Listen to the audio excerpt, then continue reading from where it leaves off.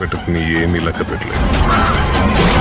కాన్సారేరు పెక్కాల rebel star Prabhas హీరోగా, శృతి హాసన్ హీరోయిన్గా mass దర్శకుడు ప్రశాంత్ నీల్ తెరకెక్కించిన భారీ పాన్ ఇండియా చిత్రమే సాలార్.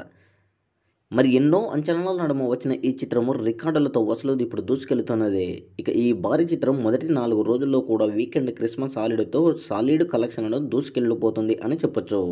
మొదటి రోజు ఈ యొక్క చిత్రము 178 కోట్ల గ్రాస్ కలెక్షన్లు రాగా, రెండవ రోజు కూడా 110 కోట్ల గ్రాస్ కలెక్షన్లు వచ్చింది. ఇక మూడవ రోజు కూడా 88 కోట్ల గ్రాస్ కలెక్షన్లు రాగా, నాలుగవ రోజు కూడా 75 కోట్ల గ్రాస్ కలెక్షన్లు వచ్చాయి. ఇక ఐదవ రోజు కూడా ఈ యొక్క చిత్రము దాదాపుగా 50 నుంచి 60 కోట్ల రేంజ్లో గ్రాస్ కలెక్షన్లు వచ్చినట్టు మనకు అందుతున్నటువంటి సమాచారం.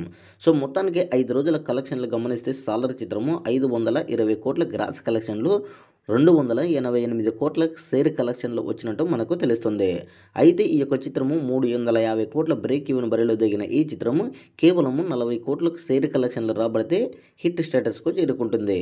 అయితే ఈ యొక్క కలెక్షన్లు కేవలము 1 లేదా 2 రోజుల్లో వచ్చే అవకాశాలు ఉన్నాయని తెలుస్తుంది.